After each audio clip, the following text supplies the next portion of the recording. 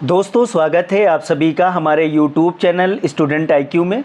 UP police री exam 2024 की तैयारी के लिए आज के इस वीडियो में हम लोग करंट अफेयर्स 2024 के प्रश्नों को सॉल्व करेंगे, जो आपके यूपी पुलिस री एग्ज़ाम 2024 के लिए काफ़ी इम्पोर्टेंट प्रश्न हैं। हम लोग सभी प्रश्नों को बहुत अच्छी तरह समझते हुए सॉल्व करेंगे।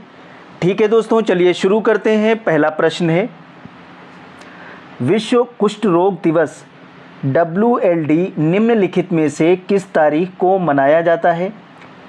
ऑप्शन ए 28 जनवरी, बी 26 जनवरी, सी 20 जनवरी, डी 30 जनवरी। इसमें करेक्ट आंसर है ऑप्शन ए 28 जनवरी। दोस्तों, विश्व कुष्ठ रोग दिवस WLD जनवरी के आखिरी रविवार को मनाया जाता है। ठीक है, जो जनवरी का आखिरी रविवार होता है उसको विश्व कुष्ठ रोग दिवस मनाया जाता है। तो 2024 में जो आखिरी रविवार पड़ा था वो 28 जनवरी को था, इसलिए इसमें ऑप्शन ए करेक्ट आंसर है। ठीक है, ये अंतर्राष्ट्रीय दिवस उन लोगों का जश्न मनाने, बीमारी के बारे में जागरूकता बढ़ाने और कुष्ठ रोग से संबंधित कलंक और भेदभाव को दूर करने का अवसर प्रदान करता है। आगे बढ़ते हैं। अगला प्रश्न है, हाल ही में राष्ट्रीय फोरेंसिक विज्ञान विश्वविद्यालय की आधारशिला निम्नलिखित में से किसने रखी है? Option A Piyush Goyal, B Rajnath Singh, C Amit Shah, D Dharmendra Pradhan. इसमें करेक्ट आंसर है ऑप्शन सी अमित शाह। दोस्तों, केंद्रीय गृह मंत्री अमित शाह ने हाल ही में धारवाड़ में राष्ट्रीय फोरेंसिक विज्ञान विश्वविद्यालय के कर्नाटक परिसर की आधारशिला रखी है। ठीक है दोस्तों, गृह मंत्रालय के तहत एक राष्ट्रीय महत्व का संस्थान है। भारत सरकार द्वारा भारतीय संसद के एक अधिनियम द्वारा मान्यता प्राप्त ये पूरी तरह से फोरेंसिक और जांच विज्ञान के लिए समर्पित है। आगे बढ़ते हैं। अगला प्रश्न है, IMF ने किस वर्ष भारतीय आर्थिक विकास दर को धीमी होकर 6.1% रहने की आशंका जाहिर की है? इसमें option A 2023, option B 2025, C 2026, D 2024। इसमें करेक्ट आंसर है ऑप्शन ए 2023। दोस्तों, IMF ने अपने ताज़ा विश्व आर्थिक परिदृश्य में कहा है कि भारत की वृद्धि दर 2023 में 6.1% रहने का अनुमान है। ठीक है, वैश्विक स्तर पर वृद्धि दर 2022 के 3.5% के अनुमान के मुकाबले 23 और 24 में कम होकर 3% होने की संभावना है। आगे बढ़ते हैं। अगला प्रश्न है, वैश्विक कार्यक्रम वायो एशिया 2023 किस राज्य में आयोजित किया जाएगा? इसमें option A Assam, B Jharkhand, C Telangana, D Meghalaya. इसमें करेक्ट आंसर है ऑप्शन सी तेलंगाना। आगे बढ़ते हैं। अगला प्रश्न है, अंतर्राष्ट्रीय मुद्रा कोष IMF के कार्यकारी बोर्ड ने किस देश के लिए 4.7 बिलियन अमेरिकी डॉलर के ऋण को मंजूरी दी है? वेरी इंपॉर्टेंट है। इसमें option A Bhutan, B Brazil, C Bangladesh, D America. इसका करेक्ट आंसर है ऑप्शन सी बांग्लादेश। दोस्तों, अंतर्राष्ट्रीय मुद्रा कोष IMF ने बांग्लादेश के लिए 4.7 बिलियन अमेरिकी डॉलर के ऋण को मंजूरी दी है। बांग्लादेश वर्तमान समय में आर्थिक अस्थिरता के दौर से गुजर रहा है। अंतर्राष्ट्रीय मुद्रा कोष IMF से प्राप्त ऋण का उपयोग बांग्लादेश अपने देश को आर्थिक संकुचन से बाहर निकालने के लिए करेगा। आगे बढ़ते हैं। अगला प्रश्न है, 30वीं राष्ट्रीय बाल विज्ञान कांग्रेस निम्नलिखित में से किस शहर में आयोजित की गई? Option A Hyderabad, B Ahmedabad, C Jhansi, D Varanasi. इसका करेक्ट आंसर ऑप्शन बी है अहमदाबाद। दोस्तों, 30वीं राष्ट्रीय बाल विज्ञान कांग्रेस अहमदाबाद के साइंस सिटी में शुरू हुई थी। गुजरात विज्ञान और प्रौद्योगिकी विकास के सचिव ने इसका उद्घाटन किया। ठीक है, इस 30वीं राष्ट्रीय बाल विज्ञान कांग्रेस का आयोजन अहमदाबाद में हुआ था। आगे बढ़ते हैं, अगला प्रश्न है, निम्नलिखित में से किस राज्य सरकार ने समग्र शिक्षा अभियान शुरू किया? इसमें करेक्ट आंसर ऑप्शन सी है, उत्तर प्रदेश। दोस्तों, उत्तर प्रदेश सरकार ने वंचित वर्ग की लड़कियों को सशक्त बनाने के लिए समग्र शिक्षा अभियान शुरू किया। समग्र शिक्षा अभियान उत्तर प्रदेश में 746 कस्तूरबा गांधी आवासीय बालिका विद्यालयों में लड़कियों की सुरक्षा के लिए आरोहिणी पहल प्रशिक्षण कार्यक्रम के तहत काम करेगा। ठीक है, तो समग्र शिक्षा अभियान किसने शुरू किया? उत्तर प्रदेश सरकार ने शुरू किया। आगे बढ़ते हैं, अगला प्रश्न है, अगस्त 2023 में 15वें ब्रिक्स शिखर सम्मेलन की मेज़बानी निम्नलिखित में से कौन से देश करेगा? इसमें option A Sudan, B Spain, C दक्षिण अफ्रीका, डी दक्षिण कोरिया। इसमें करेक्ट आंसर ऑप्शन सी है, दक्षिण कोरिया। अगस्त 2023 में 15वें ब्रिक्स शिखर सम्मेलन की मेज़बानी दक्षिण कोरिया ने की थी। ठीक है दोस्तों, आगे बढ़ते हैं, अगला प्रश्न है, निम्नलिखित में से किस शिपयार्ड ने भारत का पहला स्वदेशी विमान वाहक विक्रांत बनाया? किस शिपयार्ड ने भारत का पहला स्वदेशी विमान वाहक विक्रांत बनाया? Option A Cochin shipyard, B Hindustan shipyard, C garden reach ship builders and engineers, D Mazagon dock shipyard. इसमें करेक्ट आंसर है ऑप्शन ए कोचीन शिपयार्ड। दोस्तों, भारत का पहला स्वदेशी विमान वाहक विक्रांत कोचीन शिपयार्ड लिमिटेड द्वारा भारतीय नौसेना के लिए बनाया गया है। ठीक है, आगे बढ़ते हैं, अगला प्रश्न है, हाल ही में खबरों में रहे गिंडी राष्ट्रीय उद्यान निम्नलिखित में से किस राज्य में स्थित है? Option A Tamil Nadu, B Kerala, C Telangana, D Karnataka. इसमें करेक्ट आंसर है ऑप्शन ए तमिलनाडु। दोस्तों, गिंडी राष्ट्रीय उद्यान तमिलनाडु राज्य में स्थित है। गिंडी राष्ट्रीय उद्यान तमिलनाडु राज्य में चेन्नई शहर में स्थित है। ये एक शहर के अंदर बहुत कम राष्ट्रीय उद्यानों में से एक है। घायल और बचाए गए वन्यजीवों की मदद के लिए तमिलनाडु वन विभाग द्वारा हाल ही में राष्ट्रीय उद्यान में अपनी तरह का पहला शहरी पशु बचाव केंद्र स्थापित किया गया है।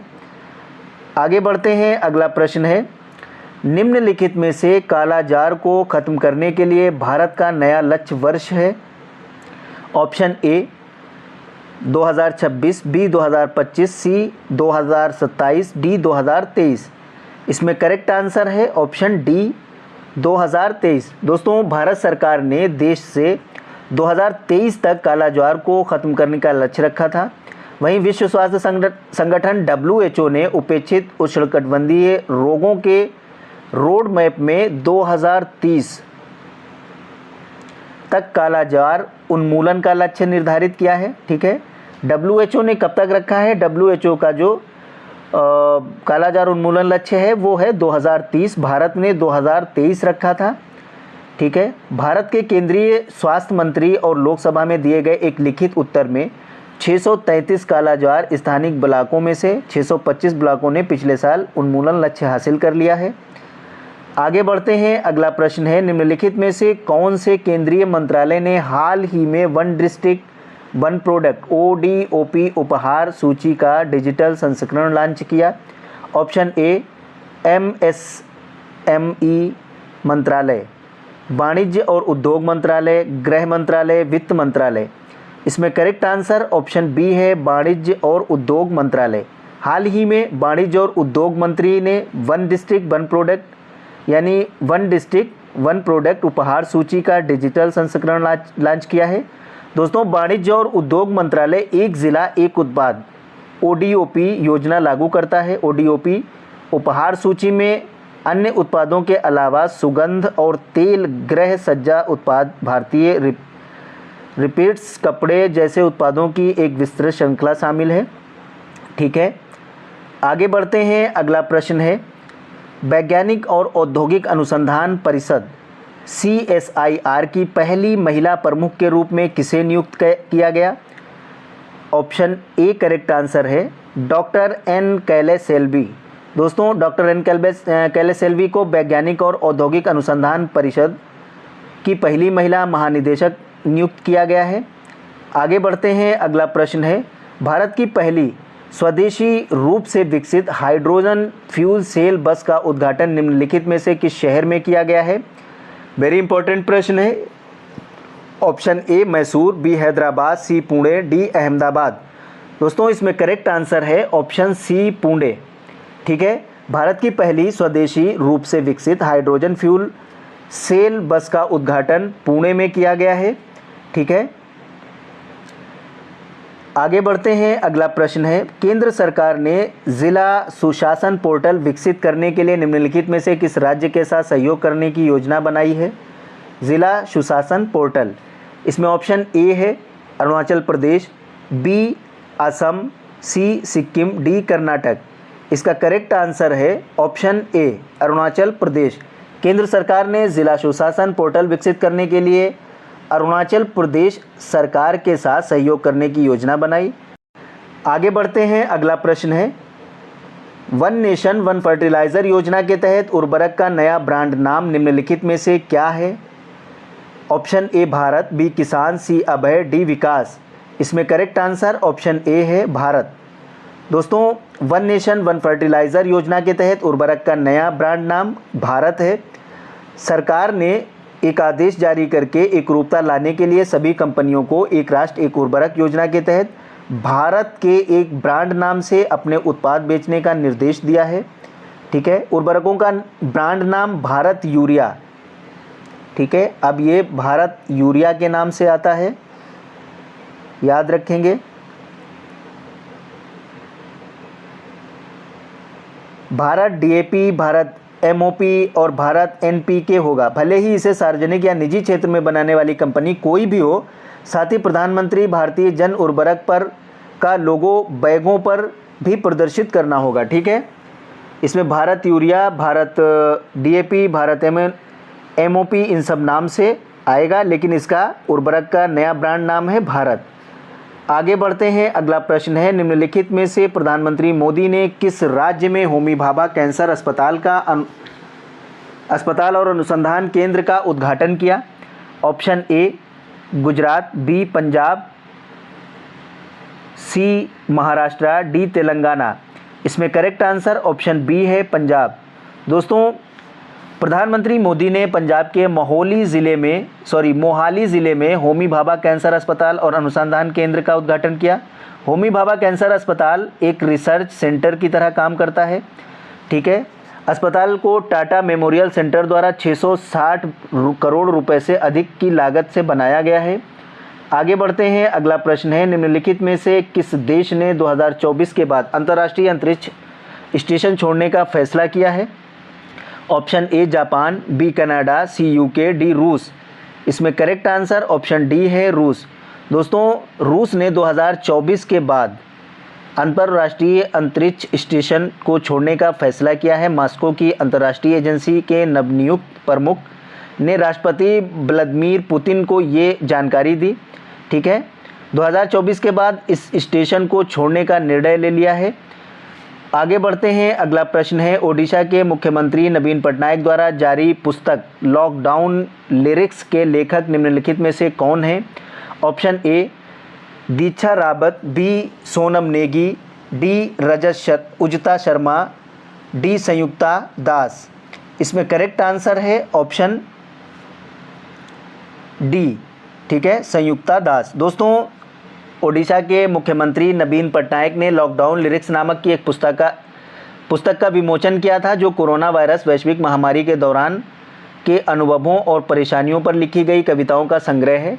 ठीक है, कवयित्री संयुक्ता दास ने इन कविताओं के जरिए समाज की इस सबसे महत्वपूर्ण यात्रा के दौरान मानवता के आशाओं, आकांक्षाओं, दुखों और कष्टों को दर्शाने का काम किया है। आगे बढ़ते हैं, अगला प्रश्न है, निम्नलिखित में से किस राज्य की खगोलीय वेधशाला को महत्वपूर्ण लुप्तप्राय विरासत वेधशालाओं की यूनेस्को सूची में शामिल किया गया? Option A Paschim Bengal, B Bihar, C Maharashtra, D Kerala. इसमें करेक्ट आंसर है ऑप्शन बी बिहार। दोस्तों यूनेस्को ने बिहार के मुजफ्फरपुर के लंगत सिंह कॉलेज के 106 साल पुरानी एक खगोलीय वेधशाला को दुनिया की महत्वपूर्ण लुप्तप्राय विरासत वेधशालाओं की सूची में जोड़ा है। ठीक है, ये कहाँ का है? बिहार में मुजफ्फरपुर ज़िले की है। ठीक है,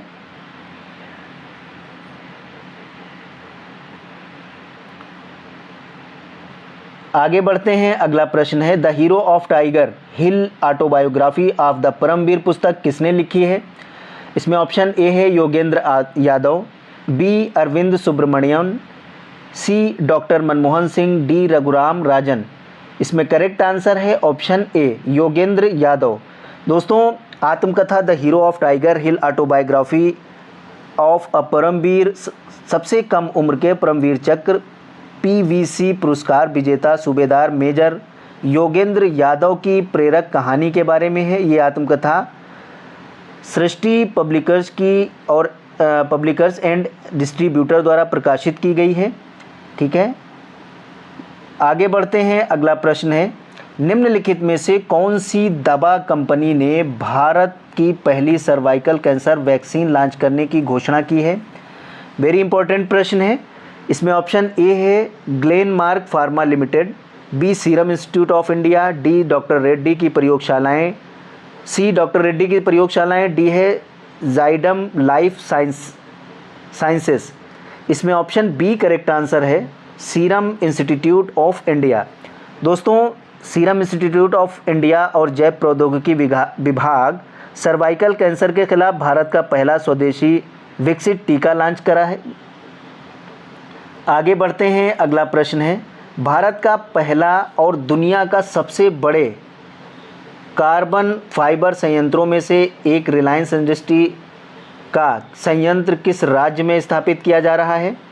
option A Rajasthan, B Gujarat, C Maharashtra, D Uttar Pradesh. इसमें करेक्ट आंसर है ऑप्शन बी गुजरात। ठीक है दोस्तों, रिलायंस इंडस्ट्रीज़ के चेयरमैन मुकेश अंबानी ने गुजरात के हजीरा में भारत का पहला और दुनिया का सबसे बड़ा कार्बन फाइबर प्लांट बनाने की घोषणा की है। ठीक है, आगे बढ़ते हैं। अगला प्रश्न है, भारत सरकार ने जैव विविधता संरक्षण पर हाल ही में किस देश के साथ समझौता ज्ञापन पर हस्ताक्षर किए? Option A Bangladesh, B Singapore, C Nepal, D Bhutan. इसमें करेक्ट आंसर ऑप्शन बी है, नहीं ऑप्शन सी है नेपाल। ठीक है दोस्तों, भारत ने हाल ही में पर्यावरण, वन और जलवायु परिवर्तन मंत्रालय द्वारा प्रस्तावित जैव विविधता संरक्षण पर नेपाल सरकार के साथ एक समझौता ज्ञापन को मंजूरी दी है। ठीक है, आगे बढ़ते हैं। अगला प्रश्न है, निम्नलिखित में से फॉरेंसिक साक्ष्य के संग्रह को अनिवार्य बनाने वाला देश की पहली पुलिस किस राज्य की है? वेरी इंपॉर्टेंट प्रश्न है। यानी फॉरेंसिक साक्ष्य के संग्रह को अनिवार्य बनाने वाला देश की पहली पुलिस किस राज्य की है? Option A Delhi, B Ladakh, C Karnataka, D Kerala. इसमें करेक्ट आंसर है ऑप्शन ए दिल्ली। दोस्तों, दिल्ली पुलिस 6 साल से ज़्यादा की सज़ा के लिए दंडनीय अपराधों में फॉरेंसिक साक्ष्य के संग्रह को अनिवार्य बनाने वाली देश की पहली पुलिस बन गई है। ठीक है, आगे बढ़ते हैं। अगला प्रश्न है, भारत का एकमात्र वायसराय कौन था जिसकी अपने कार्यकाल के दौरान हत्या कर दी गई थी? Option A Lord Lytton, B Lord Mayo, C Lord Lansdowne, D Lord Northbrook. इसमें करेक्ट आंसर है ऑप्शन बी। ठीक है, लॉर्ड मेयो। दोस्तों, रिचर्ड साउथवेल बोरके, जिन्हें लॉर्ड मेयो के रूप में भी जाना जाता है, वो एकमात्र ऐसे वायसराय थे जिनकी भारत में हत्या कर दी गई थी। शेर अली अफरीदी ने 8 फरवरी